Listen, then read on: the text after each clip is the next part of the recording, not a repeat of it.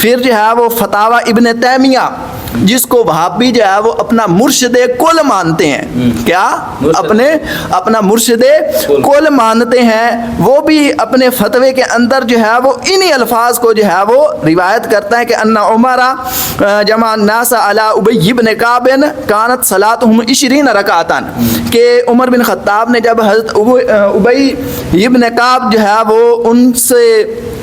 ان کو پیچھے لوگوں کو جمع کیا تراویح کے لیے، تو ان کی جو نماز ہوتی تھی وہ 20 رکعتیں ہوتی تھی۔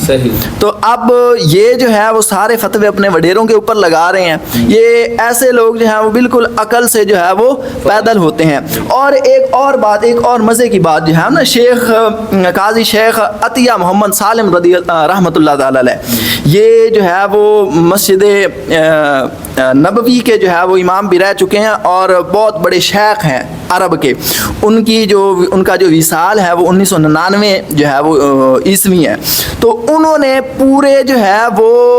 ایک کتاب لکھی ہے، کتاب کا نام جو ہے وہ 1400 سالہ حرمین شریفین کے اندر تراویح کی تاریخ، یہ کتاب کا نام ہے۔ کیا نام ہے؟ 1400 سالہ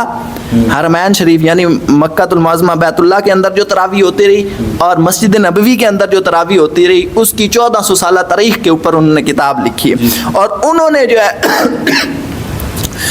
جو ہے وہ جو لکھا ہے وہ کہتے ہیں کہ یہ 8 رکعت والے کہاں سے پیدا ہو گئے، کہ 8 رکعتوں کا تو کہیں کوئی وجود ہی نہیں ہے۔ یہ کہتے ہیں کہ 20 دکھائیں، ہم کہتے ہیں 8 دکھائیں، کہ 8 رکعتوں کا تو کہیں وجود ہی نہیں ہے۔ وہ کہتے ہیں کہ 1400 سال تک جو حرمین شریفین کے اندر تراویح ہوتی رہی ہے وہ کتنی ہوتی رہی ہیں؟ 20 رکعتیں ہوتی رہی ہیں۔ ابھی جو ہے وہ جب سے کرونا آیا تب سے جو ہے وہ انہوں نے کام کی ہے، نہیں تو کرونا سے پہلے تک جو ہے وہ حرمین شریفین طیبین طاہرین تک میں جو ہے وہ 20 رکعتیں ہی ہوتی رہی ہیں۔